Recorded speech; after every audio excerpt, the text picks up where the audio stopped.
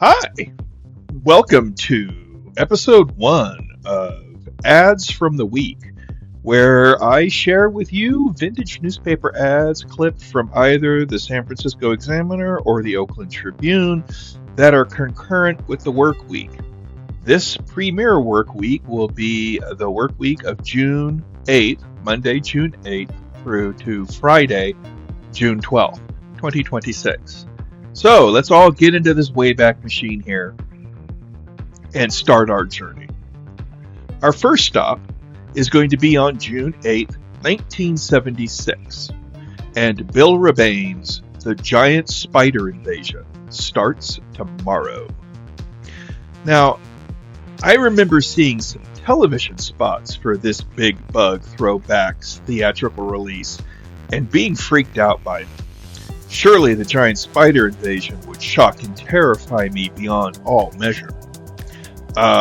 It would be 23 or so years before I would actually see the giant spider invasion on home video.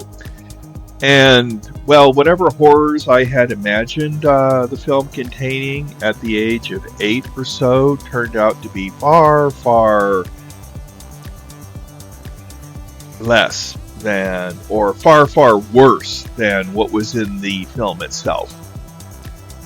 But it did go on to provide fodder for what just might be my all-time favorite episode of Mystery Science Theater 3000. My son and I still are like, quoting, Packers win the Super Bowl! Moses, move the bike! Or, Gillette, the best a man can get! And then, of course, there's a whole, Invasion of the Body Snatchers, Zucchini Throw Pillow, wraparound, post-segment stuff. It's a fun episode, and talking about it makes me only makes me want to watch it again. As far as the film's co-hits go, I checked its opening day listings, and the Alameda Showcase had the Giant Spider Invasion on a double bill with 1972's Tales from the Crypt. The Eastmont 4 would have it showing with a different feature from 1972, The Hitman, which starred Bernie Casey and Pam Grier. At the Roxy, the Giant Spider Invasion was paired with yet another different feature from 1972, Eddie Romero's Philippines lens, The Twilight People. That same double bill was also unspooling at the Coliseum Drive-In, but the Nimitz bucked the trend of dusting off features from 1972 by pairing the Giant Spider Invasion with 1973's cheapy science fiction thriller, The Clones. Pleasant Hill's Motor Movies Drive-In did not buck the trend, as it had Spider, like the Alameda Showcase, paired with Tales from the Crypt.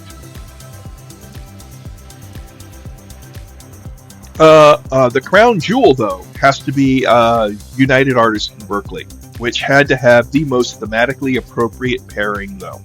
It had the Giant Spider Invasion on a double bill with William Castle's production of Bug.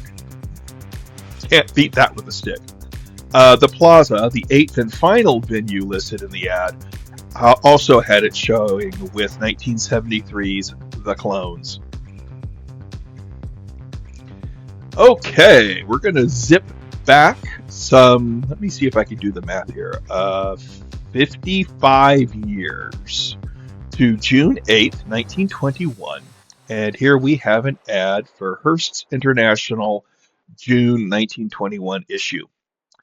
This ad hypes the magazine's decidedly internationalist approach, and of interest to my reading eyes of the 21st century are the inclusion of what might be an excerpt or perhaps a portion of a serialization of Vicente Blasco Ibanez's 1900 novel, The Torrent, which concerns the heavy burden of political and familial duty, whatever that means, and it was the source material for Greta Garbo's 1926 American feature film debut, Torrent.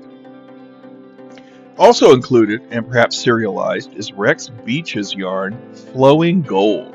Published as a novel in 1922, it uses the oil booms in both Texas and California as an exciting backdrop for romance and, I assume, economic skullduggery.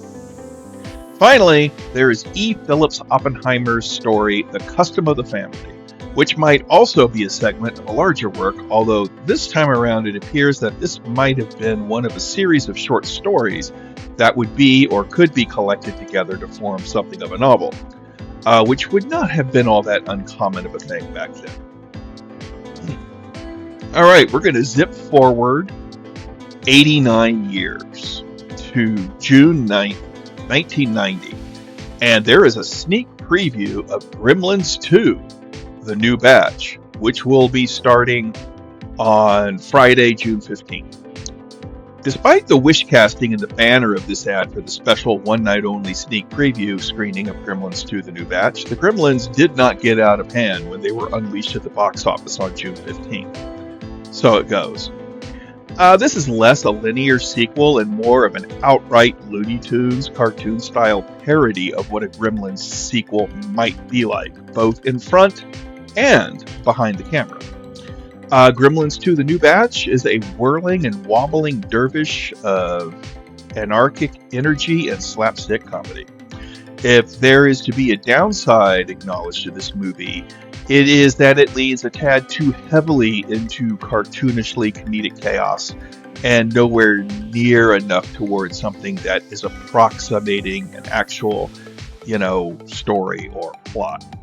It just takes the narrative framing of the first film, or at least, the barest pieces of that narrative framing, and utilizes it to hang an insane, almost exhausting number of jokes, references, gags, parodies, and creature effects from.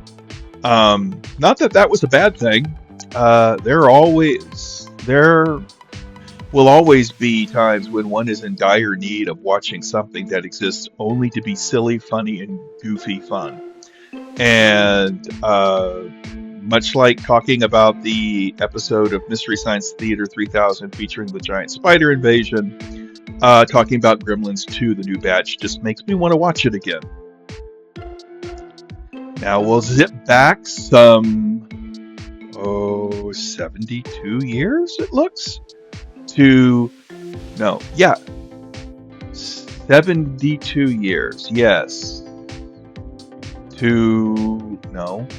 God, I can't do the math. All right, June 9th, 1922. Let's see, that would be 68 years. There we go. Had to do it in reverse. 68. And we have an ad here for Trail of the Serpent. Now, I have found no information about this serialized story that appeared in the pages of the Oakland Tribune, other than the ads in the Oakland Tribune itself. There was an individual named Tori Connor who was credited with creating the concept of having a wide variety of famous authors, men and women, contribute first-person narrative stories that, when gathered together, would form a fictional through line. And ads from March of 1922 cited the inclusion of works by Jack London, Herman Whitaker, and Eugene Manlove Rhodes, to name just three. As the lurid and sensationalistic art in this particular ad illustrates, Trail of the Serpent appears to detail the menace of the narcotic evil that hangs over the homes of America. Each author was given a character to develop and place within the overall arching narrative. But beyond that, I'm at a loss. This particular trail may have been buried under the smothering sands of time. I don't know. We're going to pop forward now 66 years to June. No, not 66. 59. I wrote the wrong date down. Ooh. 59 years to June 10th, 1981. And Raiders of the Lost Ark starts Friday. Now, while I am incapable of not remembering the pop culture and box office juggernaut that was Raiders of the Lost Ark, since it was a massive hit and the movie was huge. I have no memory of seeing the film on the big screen because I did not see it on the big screen. I didn't see the film until it was on home video. Why? No idea. It baffles me that I was uninterested in seeing this film. I have no idea why. I was all kinds of excited and eager to partake in the likes of Friday the 13th Part 2, An American Werewolf in London, Wolfen, and Escape from New York. Yet, I somehow gave one of the most iconic fantasy adventure films of all time a pass. Weird. Come to think of it, I was far more excited and determined to see Brian De Palma's Blowout on the big screen that year than this film. Again, weird. All right, from 1981, we're going to go back to June 10th, 1922, and we have a Literary Digest ad that asks potential readers a bevy of intimidating questions, or a bevy of just weird questions, such as, is the anti-lynching bill likely to increase lynchings? What is the Ku Klux Klan really doing in politics? Probably opposing the anti-lynching bill, I would think. Why did Poland seize Vilna? Then there's how fires start themselves and how do you prevent them? Or the fact that radio is going to be taught in schools. My favorite question on this ad, though, is Horrible Hollywood, home of hokum? Which basically shows that no matter the year, the date, the decade, whatever, or century, Hollywood's going to be a punching bag for whatever. All right, let's bop forward some 53 years to June 11th, 1975. We have a teaser ad for Jaws, which is going to start Friday, June 20th. And this teaser ad is one of just a bevy of ads that is responsible for me learning through trial and error to go through every page of a archived paper and at newspapers.com, because this ad was not nestled with all the other movie ads in the entertainment section or the movie section. No, this ad was hidden in either the business or sports section around, in another area of the paper, or somewhere between the two.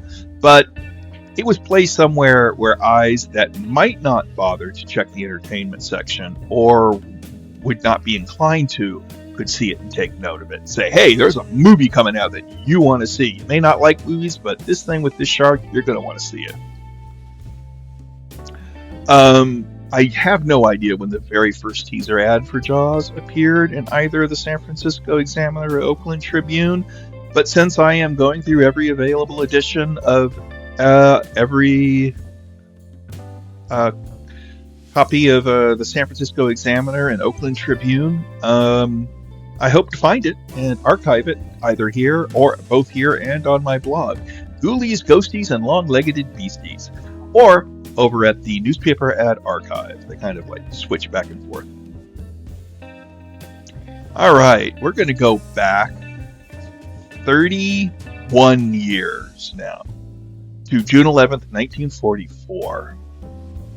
And we have an ad for the radio program, The Adventures of Bill Lance, which will be broadcast every Sunday night at 9:30 on KQW, which was a CBS station that no longer exists. I never heard of this show, so I don't know. So I did a little sifting on the old internet and learned that there were two versions of The Adventures of Bill Lance. It was a show about a wealthy music composer who also dabbled in behavioral criminology. And Lance, being an expert on the arts and sciences, found himself called in to solve all manner of weird and confounding cases across the globe. The first episode of this mystery series looks to have debuted in April of 1944, airing on CBS stations on the West Coast only, so it was more of a regional thing for a while. And it did so until September of 1945, where it moved to NBC and went national. When it made that transition to the NBC network, they gave Lance an eccentric roommate and assistant, someone named Professor Ulysses Higgins. Professor Ulysses Higgins, who was clearly meant to be something of a Dr. Watson for Lance's Holmes to play off of. This version of the show would air until September of 1946. Then it went off the air, only for ABC to bring it back in June of 1947, where it only aired for about 6 months because ABC just couldn't seem to figure out where to put it. And because they kept moving the time slot and the air dates around, the show never really found an audience, and it was canceled for good in January of 1948. Another thing I learned was that this show was created by J. Donald Wilson, who just so happened to have created the title character for the much more successful and better remembered series, The Whistler. And I want to make sure that I make note that the webpage Thrilling Detectives gave me most of the information, and I will put a link to that page here in the video description. And not many recordings of this show appear to have survived. There are a couple, and you can listen to them over at greatdetectives.net, and I'll give a link down there if you want to listen to The Adventures of Bill Lance. I might. Heck, I will probably, when I'm putting together a jigsaw puzzle. Why not? All right, we're going to zip forward, let's see, 33 years to June 12th, 1977. And Empire of the Ants starts Wednesday. Now, I just talked about in the episode of Stuff of the Week, I talked about Sangster directs Hammer. The last movie that he did for Hammer was Fear in the Night, which featured Joan Collins, who had quite the run in the early 70s in a lot of British horror films. So they actually have a little documentary called Queen of Horror about her. And it was interesting because Joan Collins appears in Empire of the Ants. And the reason I kind of like bring these things together is that I think it was mentioned in the trailer for the documentary on Severin's YouTube channel or whatnot, that when Collins came to the States and she appeared in this movie, it was basically the proverbial straw that broke the camel's back. She was equal parts embarrassed and infuriated that her acting career was coming to appearing in films of this nature.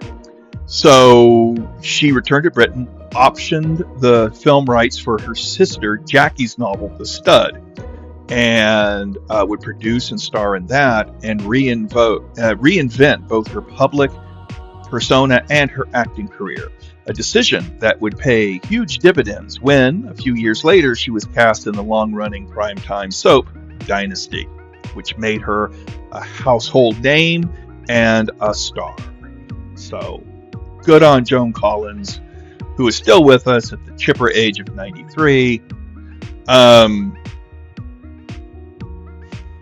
You're still known, you're still loved, and you, as embarrassed as you might be about being in a movie like Empire of the Ants or a film like Tales That Witness Madness, I still enjoy watching them. Now, our final stop this week, we're going to just pop forward 3 years to June 12th, 1980, and there is a major sneak preview of the upcoming release, Airplane tomorrow night at 8:15. And it's interesting because I think in the final Wayback Machine episode or segment that was in Stuff of the Week, I talked about the big bus. I think I talked about it last week. Or maybe, actually, no, it's coming up next week. I just see it on the screen here, so I'm getting ahead of myself. But this was the movie, Airplane was the movie that was much like Blazing Saddles in that it just nuked the disaster film craze from orbit. It mocked, ridiculed. It was hilarious. There was like a joke every 15 seconds, maybe every 10 seconds, maybe every 5 seconds. It was a movie that held up to repeat viewings because there were so many jokes that you might have missed. And it was just a cherished part of my childhood viewing. I did see Airplane for the first time at the Coliseum Drive-In in Oakland, and my parents took my brother and I, and we went, and everybody in the car cackled from start to finish. And we decided to sit through the second feature to watch the film again, which is what we usually sometimes did at the drive-in. And but it turned out the second feature was Cheech and Chong's Up in Smoke. And we barely made it through the credits, maybe 2 minutes into it before my parents was like, no, we are not watching this. You boys cannot watch this kind of vile entertainment. And put the kibosh on the screening, and we left.